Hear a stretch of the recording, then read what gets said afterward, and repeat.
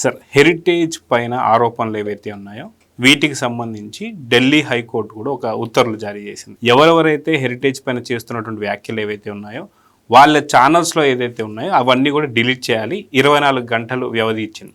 కానీ ఇప్పటిదాకా కూడా సాక్షి కానీ లేదా వైసీపీ పెయిడ్ ఛానల్స్ కానీ వాటిని ఇంకా ఎక్కడ కూడా డిలీట్ చేసినటువంటి ఒక పాపాన పోలేదు.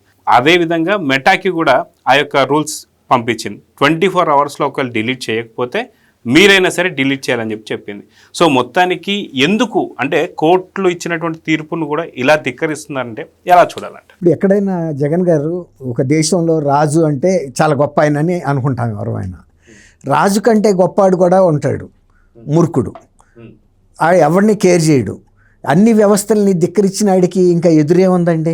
ఇప్పుడు రాజ్యాంగం అనేది ఉంది, మనం దానికి గౌరవించాలి, దానికి కట్టుబడి ఉండాలి అనే ఒక నియమం ఉన్న వ్యక్తికి ఈ చట్టాలు, దర్యాప్తు సంస్థలు, రాజ్యాంగం అన్నీ అమలవుతాయి. అసలు నేను దేనికి కేర్ చేయను, నాకు అధికారం ఇచ్చిన ప్రజలనే నేను లెక్క చేయను, వాళ్ళనే నేను పీక్కు తింటాను బకాసురుడిలాగా. తర్వాత ఎన్ని కోర్టు కేసులున్నా నేను కోర్టులకు హాజరవను. తర్వాత నన్ను నిర్బంధించలేవు, శాసించలేవు. ఇంకోటి ఏంటంటే జైళ్ళకి వెళ్ళి రావటం నేను ఒక అర్హతగా భావిస్తాను. నేను నా అనుయాయులకు కూడా నేను అదే చెప్తాను, మీరు జైలుకి వెళ్ళండి, పదవులు పట్టండి అని. ఎన్నాళ్ళు జైల్లో ఉంటే అన్ని పదవులు వస్తాయని. నేను 16 ఏళ్ళు జైల్లో ఉండి ముఖ్యమంత్రిని అయ్యాను. కాబట్టి ఆయన బహిరంగంగా ప్రకటిస్తున్నాడు, వాళ్ళ పార్టీ కార్యకర్తల్ని ప్రేరేపిస్తున్నాడు, మీరు ప్రభుత్వాన్ని ధిక్కరించడం ద్వారా మీరు జైలుకి వెళ్ళండి, జైలుకి వెళ్ళటం ద్వారా అర్హత పొందండి, మీరు రేపు రాబోయే శాసనసభ్యులు, కౌన్సిల్ సభ్యులు, లేకపోతే మంత్రులు, ఏ పదవులైనా మీకు వస్తాయి. అదొక అర్హత కింద భావించిన వ్యక్తి ఇక చట్టాలు లేకపోతే కోర్టులు ఆదేశిస్తే వాటిని ఆమోదిస్తే ఆయన రాజు ఎందుకు అవుతాడు? ఇప్పుడు అతను ఒక మామూలు వ్యక్తి కాదు, అతను శాసిస్తుంటే ఇవాళ సిబిఐ లాంటి దర్యాప్తు సంస్థలు అనేక డజన్ల కేసులు పెట్టి కూడా అత్యధికమైనటువంటి డబ్బు ఈడీ జప్తులో అంటే ఒక 45,000 కోట్లు, అంటే ఒక 12 ఏళ్ల క్రితమే 45,000 కోట్ల రూపాయల వర్త్ ప్రాపర్టీస్ ఈడీ సీజర్లో ఉండి ఇంతవరకు ఆ కేసెస్ని ముందుకు రానివ్వకుండా, విచారణకి రాకుండా అన్ని కేసులు, క్రిమినల్ కేసులు ఉన్న వ్యక్తి రాజ్యాంగంలో ఒక పదవిని చేపట్టడం సాధ్యమవుతుందా? ముఖ్యమంత్రి పదవిని కూడా చేపట్టడంకి నాకు ప్రధాన అర్హత ఏంటంటే 16 నెలలు నేను జైల్లో ఉన్నానని చెప్తున్నాడు. అటువంటి వ్యక్తి హైకోర్టు, అది ఎక్కడ ఢిల్లీ హైకోర్టు, ఇక్కడ వీళ్ళు పెట్టిన పోస్టింగ్లన్నీ ఆంధ్రప్రదేశ్లో. కాబట్టి ఢిల్లీ హైకోర్టు ఇక్కడ ఎప్పుడు రావాలి, మన మీద ఎప్పుడు చర్య తీసుకోవాలి అనే ఒక నిర్లక్ష్యం. తర్వాత గతంలో కూడా మనకు అనేక సార్లు సుప్రీంకోర్టులు ఆదేశాలు ఇచ్చినా మనం పాటించలేదు. ఆ రంగుల విషయంలో కూడా సుప్రీంకోర్టుకి వెళ్తే కూడా సుప్రీంకోర్టుని మబ్బులో పెట్టడం కోసం ఇంకొక ఏదో రంగు యాడ్ చేసి తీసుకెళ్తే మమ్మల్ని ఏమన్నా కళ్ళజోడి పెడుతున్నారా, మీరు ఏం మార్పులు చేశారు, మొత్తం తీసేయమని కూడా ఆదేశించింది. తర్వాత ఇన్నిసార్లు లిటిగేషన్తో వస్తున్న రాష్ట్రం ఏదైనా ఉందంటే అది ఆంధ్రప్రదేశ్ అని చెప్పింది. ఆ రోజు ముఖ్యమంత్రి ఎవరున్నారు? జగన్మోహన్ రెడ్డి ఉన్నాడు.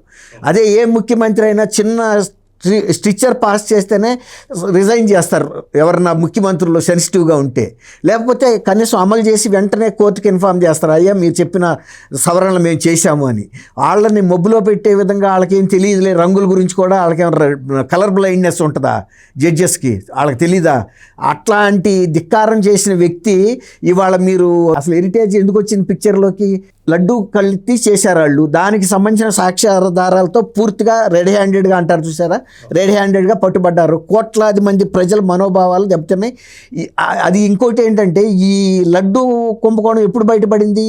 ఎన్నికల ఫలితాలు అయిపోయి చంద్రబాబు నాయుడు గారు ముఖ్యమంత్రి అయిన తర్వాత, ఆయన పదవిలోకి వచ్చిన తర్వాత నెల 15 రోజులకో ఎప్పుడుకో ఆయన దృష్టికి వచ్చినప్పుడు ఆయన బయటికి చెబితే ఆయన మీద విమర్శలు దాడి చేశారు. ఇది కేవలం అబద్ధం, ఇట్లాంటి దైవ దోషం చేస్తున్నాడు ఈయన, అట్లాంటి అపచారం అసలు ఎవడన్నా చేస్తాడా? జరగలేదు. మేము స్వచ్ఛమైన నెయ్యితోనే ఆయనకి నైవేద్యాలు పెట్టాము, అందుకు అనేక నిఘా విభాగాలు పెట్టాము, మేము పరిశోధన ప్రయోగశాలల్లో టెస్ట్ చేసిన తప్ప మేము నైవేద్యం తీసుకెళ్ళి పెట్టలేదు. అందులో సుబ్బారెడ్డి గారు లాంటి హిందూవాది, హిందూ మత విలువలు తెలిసిన సూపర్ స్వామి అట్లాంటి వ్యక్తి హయాంలో ఇట్లాంటి అభియోగాలు చేయటం, చంద్రబాబు నాయుడు గారికి ఏమైపోతాడో అన్నట్టుగా శాపాలు పెట్టారు. అందుకని ఇప్పుడు హెరిటేజ్ని రంగంలోకి తీసుకొచ్చారు. దృష్టిని మళ్ళించి ఇది చంద్రబాబు నాయుడు గారి మీద వెయ్యాలి. అందుకోసం వ్యక్తిగతంగా కూడా దూషణలు చేయమని కూడా ప్రోద్బలం చేసి రాంబాబు గారు లాంటి వాళ్ళని ఎగదోశాడు. ఎందుకు? ప్రజల దృష్టి ఇవాళ లడ్డూ విషయం మీద కొన్నాళ్ళ పాటు పడకుండా ఉంటే మన మీద వ్యతిరేకత లేకుండా ఉంటుంది. మళ్ళీ నెక్స్ట్ ఎలక్షన్ వచ్చినప్పటికీ మనం ఏదన్నా పైకి రాగలుగుతామేమో అధికారంలో. కానీ అందులో భాగంగా ఇప్పుడు హెరిటేజ్ని కూడా ఒక దోషిగా చూపిస్తానికి తీసుకొచ్చాడు. అసలు హెరిటేజ్కిను టీటీడీకి ఏం సంబంధం? అసలు టీటీడీకి ఇచ్చిన టెండర్లో ఇప్పుడు వాళ్ళు పార్టిసిపేట్ చేయలేదు కదా. వాళ్ళు నిన్న సత్యమూర్తి గారు కూడా చెప్పాడు, వాళ్ళు ఆ సంస్థ పెట్టినప్పుడే ఈ మనం ప్రభుత్వ రంగ సంస్థలకి సప్లై చేయకూడదు. ఎందుకంటే ప్రభుత్వ రంగ సంస్థల్లో పేమెంట్లు చెల్లింపుల్లో జాప్యాలు జరుగుతాయి. దాని మూలన మన ఆర్థిక వ్యవస్థ దెబ్బతింటుంది. కాబట్టి కేవలం వాణిజ్యపరంగానే వెళ్తాము.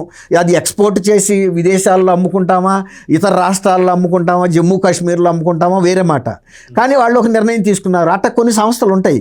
ఇప్పుడు మొన్న ఈ మధ్య ఇంజనీరింగ్ కాలేజీలు కూడా కొన్ని ప్రభుత్వాలు వచ్చినప్పుడు ఫీజు రియంబర్స్మెంట్ ఇవ్వక వాళ్ళు ఎంత అల్లాడిపోయారో అంత అల్లాడిపోయారు. చాలా కష్ట నష్టాల్లో పడ్డారు. బయట నుంచి అప్పులు తెచ్చుకున్నారు. నడపలేని పరిస్థితి, జీతాలు ఇవ్వలేని పరిస్థితి. వాళ్ళు సమ్మె చేస్తామని హెచ్చరించే పరిస్థితి, విద్యా సంస్థ మూతపడితే పరువు పోద్దని భయం, ఇట్లాంటి అనేకం ఉంటాయి. కాబట్టి వాళ్ళు ఎప్పుడు కూడా ఇప్పుడు టీటీడీలో ఆలస్యం అని కాదు, ఏ ప్రభుత్వ వ్యవస్థకి సప్లై చేసినా పేమెంట్ లేట్ అయ్యే మాట వాస్తవం. అదే ప్రభుత్వాలు మారిన తర్వాత కొంత కక్షపూరిత కూడా చేస్తారు. మనం చూశారు అంతకుముందు ప్రభుత్వాల్లో చేసిన పనులకు సంబంధించిన బిల్లులు వాళ్ళకి 5 సంవత్సరాల పాటు మీరు ఇక కార్యాలయాలకి రావద్దని కొంతమంది ఎగ్జిక్యూటివ్ ఇంజనీర్లు, సూపరింటెండెంట్ ఇంజనీర్లు, సిఈలు లాంటి వాళ్ళు చెప్పేశారు. ఎందుకంటే మాకు పరించి ఆదేశాలు ఉన్నాయి, పలానా వాళ్ళకి ఇవ్వద్దని చెప్పారని. వాళ్ళు 5 ఏళ్ళు మూసు కూర్చున్నారు. ఏం చేస్తారు? తిరిగి చెప్పులు అరిగిపోవటం తప్ప. అట్లా ఇప్పుడు ఈ సంస్థనే కాకుండా ఇందాపూర్ అని ఒక మహారాష్ట్ర సంస్థను కూడా తీసుకొచ్చారు. ఒక మహారాజును పట్టుకుని నువ్వు సామంతరాజు అంటే ఆ రాజుకి అవమానమే కదా.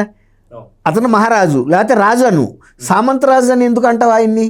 నీకు తెలుసు అది అతను సామంతరాజు అని? అది అలాంటి అవమానకరమైన పరిస్థితి తీసుకొచ్చారు. హెరిటేజ్ ఒక 3వ స్థాయిలో ఉన్న సంస్థ జాతీయ స్థాయిలో, 2వ స్థాయిలో హిందాపూర్ ఉంది. ఒకవేళ కనుక నిజంగా హిందాపూరు వీళ్ళకి సబ్సిడరీ అని చెబుతున్నారు, అనుబంధ సంస్థని. ఎవరైనా ఫ్లాగ్షిప్ కంపెనీని డెవలప్ చేస్తారు కానీ అనుబంధ సంస్థని డెవలప్ చేయరు. ఇప్పుడు సపోజ్ ఒక దేశం షిప్పులు వెళ్తున్నాయండి, ముందు వెళ్తున్న షిప్పుని పెద్ద షిప్పుని పెడతారు, ఆ షిప్ మీద ఆ దేశ జాతీయ పతాకాన్ని ఆవిష్కరిస్తారు. హెరిటేజ్కి అది అనుబంధ సంస్థ అయితే దాన్ని పెద్దగా పెంచి హెరిటేజ్ చిన్నగా ఉంటుందా? Simple logic. హెరిటేజ్ని పెద్దగా చూపించుకుంటారు. వాళ్ళు ఇప్పటికీ చెబుతున్నారు హిందాపూర్ పెద్ద సంస్థ అని.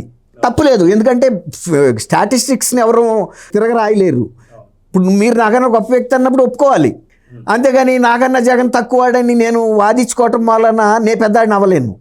అట్లాగే ఇప్పుడు హెరిటేజ్కి అది అనుబంధ సంస్థ అంటం వలన వాళ్ళ వాళ్ళ ఇది నష్టం జరిగింది, వాళ్ళ ప్రతిష్ఠ దెబ్బతింది. ఎందుకంటే జాతీయ స్థాయిలో హిందాపూర్ అనేది 2వ సంస్థగా వాళ్ళకి మార్కెటింగ్ చేసే అందరికీ తెలుసు. నీకు మనకు తెలవకపోవచ్చు, కానీ పాడి పరిశ్రమలో ఉత్పత్తులు అమ్మే వాళ్ళకి, ఆ వ్యాపారాలు చేసే వాళ్ళందరికీ తెలుసు. ఈవెన్ హెరిటేజ్ వాళ్ళకి కూడా తెలుసు. మనకన్నా జగన్మోహన్ రెడ్డికి కూడా తెలుసు పెద్దన్నని, కానీ పెద్దన్నే కదా. అట్లాంటిది హెరిటేజ్కి అనుబంధ సంస్థ అని వీళ్ళని బదనాం చేయటం ఏంటి? ఇప్పుడు అనుబంధ సంస్థగా కనుక ఉంటే దాన్ని వెనకాల పెట్టుకుని వీళ్ళు ముందుగా ఉండేవాళ్ళు. ఎస్ మాది పెద్ద సంస్థ, మా అనుబంధ సంస్థ, సిస్టర్ కన్సర్న్ అని చెప్తారు కదా, ఆ సిస్టర్ కన్సర్న్ అని చెప్పేవాళ్ళు. ఎక్కడో ఏదో బోడిగుండికి మోకాలికి ముడేసినట్టుగా ఇప్పుడు ఈ అంశాన్ని దృష్టి మళ్లించడం కోసం ఇలాంటివన్నీ తీసుకొచ్చారు. ఆ తీసుకొచ్చినప్పుడు ఆ 2 సంస్థలు స్పందించడం సహజం. ఇట్లాగే వెంటనే హెరిటేజ్ ఢిల్లీ హైకోర్టుని సంప్రదించింది. ఇదో ఇలాంటి ప్రచారం సోషల్ మీడియాలో కావాలని చేస్తున్నారు, మా మీద అన్యవసరపు అబద్ధపు గణాంకాలతో చేస్తున్నారు, మా సంస్థ ప్రతిష్ట దెబ్బతింటుంది అని. వెంటనే వాళ్ళు కూడా హైకోర్టు వెంటనే చూడదు కదా, వెంటనే ఇచ్చేది కదా ఆర్డరు. అవును, వాళ్ళు ముద్రించిన గణాంకాలు, హెరిటేజ్ వాళ్ళ చార్టెడ్ అకౌంటెంట్స్ ఇచ్చిన సర్టిఫికెట్లు, వాళ్ళకి సంబంధించిన బ్యాంక్ స్టేట్మెంట్లు అన్నీ పక్కన పెట్టి చూసి ఇది కేవలం దుష్ప్రచారం చేస్తున్నారు, వెంటనే 24 గంటల లోపల దీని మూలాలతో సహా ఎవరు ఎక్కడ పెట్టినా కూడా తీసేసేయమని చెప్పింది. ఇవాళ ప్రపంచమే కుగ్రామం అయిపోయింది. ఈ సోషల్ మీడియా అనేది ఒక్కసాట నుప్పంటిస్తే పెట్రోల్ పోసి అంటించినట్టు ప్రపంచవ్యాప్తంగా అంటుకుంటుంది. కాబట్టి ఒక బ్లాంకెట్ ఆర్డర్ ఇచ్చేసింది, ఎవడ పోస్ట్ చేసినా అది తీసేయాలి 24 గంటల్లో, లేకపోతే మేము చర్య తీసుకుంటామని. ఒకవేళ కనుక అట్లా కాని పక్షంలో కూడా అది కూడా ఊహించింది. వీళ్ళు ఇంత దురుద్దేశపూర్వకంగా పెట్టిన పోస్టుల్ని మనం ఇచ్చిన ఆదేశాలను అనుసరించి తీస్తారని అనుకోలేము. అది మనం సూపర్వైజ్ కూడా చేయలేము. న్యాయస్థానం చేయలేదు కొన్ని పనులు. కాబట్టి అక్కడే ఇంకో స్టాండ్ బైగా ఏమి ఇచ్చిందంటే ఏ సంస్థలు అయితే ఈ వ్యవస్థలను నడుపుతున్నాయో మూల సంస్థలు మెటా ఇలాంటి ఆర్టిఫిషియల్ ఇంటెలిజెన్స్ లేకపోతే ఫేస్బుక్కి సంబంధించిన ఒరిజినల్ కంపెనీస్కి కూడా ఒక ఆర్డర్ ఇచ్చింది. హెరిటేజ్కి సంబంధించిన పోస్టులు మీ వేదిక ద్వారా మీ ప్లాట్ఫామ్ ద్వారా ఎన్నైతే పెట్టారో అన్నిటినీ నిర్దాక్షిణ్యంగా తీసేసేయమని చెప్పింది. అయితే అవన్నీ కూడా అంతర్జాతీయ సంస్థలు వేరే దేశాలను వేదికగా పనిచేస్తున్నాయి. ఇప్పుడు వీళ్ళు ఇచ్చిన ఆదేశాలు వాళ్ళకి వెళ్ళాలి. వెళ్ళిన తర్వాత కూడా వాళ్ళకి సాంకేతిక పరంగా ఉన్న లభ్యతను బట్టి అవకాశాలను బట్టి పీకుతాయి. కానీ తీయాల్సిన బాధ్యత వీళ్ళ మీద. ఇంకోటి ఏంటంటే ఇప్పుడు హిందాపూర్ పరువు నష్టం దావగా కూడా వేసే అవకాశం ఉంది. వాళ్ళు ఆల్రెడీ కన్సిడర్ చేస్తున్నారు. ఇంత పెద్ద సంస్థ మీద ఇంత గాలి మాటలు రాస్తారా, మేము వీళ్ళ మీద పరువు నష్టం దావా వేస్తాను. ఇప్పుడు సాక్షి లాంటి ఛానల్ టీవీ అంటే వాళ్ళకి కొన్ని వేల కోట్లతో పెట్టిన పెట్టుబడి కాబట్టి వాళ్ళు 100 కోట్లతో నష్టపరిహారం వేసినా వీళ్ళు సుప్రీంకోర్టులో దెబ్బలాడగలరు పెద్ద పెద్ద లాయర్స్ని పెట్టుకుని. కానీ కొంతమంది వీళ్ళని నమ్ముకుని వీళ్ళు దిగారు కాబట్టి మేము కూడా దిగుతామని దిగిన వాళ్ళు ఉంటారు, చిన్న చిన్న యూట్యూబ్ వాళ్ళు. అలాంటి చిన్న చిన్న సంస్థలు మునిగిపోతాయి. వాళ్ళ మీద 100 కోట్లు నష్టపరిహారం తీసుకోకపోయినా క్రిమినల్ చర్యలు తీసుకోమని అడుగుతారు. మేము వీళ్ళ దగ్గర మీరు వేసినంత నష్టపరిహారం వీళ్ళు కట్టలేరు, కట్టినప్పుడు జైలుకి పంపమంటారు. వీళ్ళు జైలు పాలవుతారు, సంస్థలు మూతపడతాయి. అది తెలుసుకోవాలి వీళ్ళు. అంతేగాని పెద్దవాళ్ళు ఏ ఆట అయినా ఆడగలరు, కానీ చిన్నాళ్ళు ఆడి కదా అని వీళ్ళు ఆడబోతే వీళ్ళు ఎరగబడతారు. వీడికి ఉందే సన్నకాళ్ళు, అవి ఇరిగిపోయిన తర్వాత ఇంకెందుకు పనికి వస్తాడు? ఇప్పుడు జగన్మోహన్ రెడ్డికి 1000 కాళ్ళ జెర్రీ, ఆయనకి ఎన్ని రకాల ఆదాయాలు వస్తూ ఉంటాయి. ఆయనకి 2 కాళ్ళు ఊడిపోతే ఏమైంది? 1000 కాళ్ళల్లో. కాబట్టి ఇటువంటి సోషల్ మీడియాను ఉపయోగించుకుని రాజకీయ పబ్బం గడుపుకోవటానికి వాళ్ళు చేసిన తప్పు సింపుల్ తప్పు. జగన్ గారు అది ఒప్పేసుకుంటే అయిపోద్ది. ఆ తప్పును కవర్ అయ్యేది. లడ్డూకి అపచారం జరిగింది అని సరాసరి ఒప్పుకుంటే ప్రజలు కూడా కొంత శాంతిస్తారు. వాళ్ళ ఆత్మ ఓకే తప్పు ఒప్పుకున్నాడని. దాన్ని కప్పిపుచ్చుకోవడానికి నిన్న మళ్ళీ కౌన్సిల్లోకి కూడా పటోలు పట్టుకుని వెళ్ళారు. చట్టసభకిను శ్రీవారికి ఏం సంబంధం అండి? అంటే రోడ్ల మీద ఎక్కి ఇట్లాంటి గాలి ప్రచారం చేయడానికి ఆయన ఉపయోగించుకుంటున్నారు. చేసింది తప్పు ఒప్పుకుంటే పోయేదానికి ఒళ్ళంతా పూసుకోవటం ఎందుకు? ఏదో మనం తొక్కరాంది తొక్కాం, కాలికి అయ్యింది, అక్కడితో కడుక్కుంటే అయిపోద్ది కదా, దాన్ని మూత్రాక తుడుచుకోవటం ఎందుకు? ఇప్పుడు దీన్ని ఎట్లా ఉంటున్నారంటే కీపింగ్ ద వూండ్స్ గ్రీన్ అంటారు. అంటే గాయాన్ని పదే పొడవటం. ఇప్పుడు హిందూ మనోభావాలు దెబ్బతిని వాళ్ళు ఒక బాధలో ఉన్నారు. రోజు ఈ కార్యక్రమం ఎందుకు? వాళ్ళకి చేసిన తప్పు ఒప్పుకోకపోతే మౌనంగా ఉండండి మీరు. ప్రకృతే కాలమే గాయాన్ని మాన్పుతుంది, అంతే కదా. రోజు నువ్వు పుల్లబెట్టి పొడిస్తే ఆ గాయం ఎప్పుడు మానాలి? అది తెలివి తక్కువ వాళ్ళు చేసే పని, కానీ తెలివి గల వాళ్ళు ఈ పనులు చేయరు. ఇప్పుడు వీళ్ళు చేస్తున్న పని ఎక్కడో ఉన్న మహారాష్ట్ర సంస్థను లేపారు, ఏది పరువు నష్టం దావా వేయించుకోవటానికి. వీళ్ళకి ఏం సంబంధం? ఈ చేసిన తప్పు ఎక్కడ, నువ్వు వాళ్ళ బిజినెస్ ఎక్కడ? కాబట్టి ఇటువంటి తెలివి తక్కువగా చేసే పనుల్ని ప్రజలు గమనించలేదని అనుకోవద్దు. కిందటిసారి నిజానికి లడ్డు అపచారం తెలియక ముందే మిగిలిన తప్పులకి శిక్ష వేశారు ఎన్నికల్లో. ఆ తర్వాత తెలిసింది లడ్డు అపచారం. ఇప్పుడు ఇది శిక్ష వేయాలంటే నీకు 29లో ఇంకా పడుతుంది. 29లోనే కాదు, నీ భవిష్యత్తులో నీకు నీ పార్టీ పేరు ఉన్నంత వరకు, నువ్వు ఉన్నంత వరకు హిందూ సమాజం క్షమించదు జగన్ గారు. Please subscribe to Leo news for more videos.